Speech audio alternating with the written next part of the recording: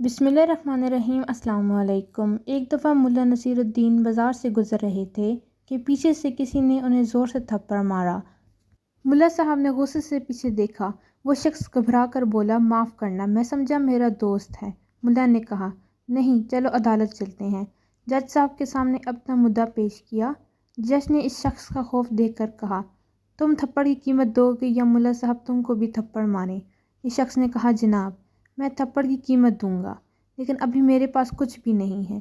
मेरी बीवी के पास कुछ जेवर हैं जो मैं ले आता हूँ। जज ने कहा, ठीक है, जाओ और जल्दी से जेवर लेकर आओ। मुल्ला साहब इंतज़ार करते करते थक गए, लेकिन वह शख्स नहीं आया। मुल्ला साहब उठे और एक ज़ोर का थप्पड़ जज को मारा और कहा, जब वो जेवर लाए तो तुम ले लेना। मुअज़्ज़ज़ अदलिया चोरों और बदअनवानियों को इतनी छूट ना दे, ये ना हो कि किसी दिन अवाम भी मुल्ला नसीरुद्दीन बनने पर मजबूर हो। मज़ीद ऐसी वीडियोज़ के लिए मेरे चैनल को सब्सक्राइब करें। अल्लाह हाफ़िज़।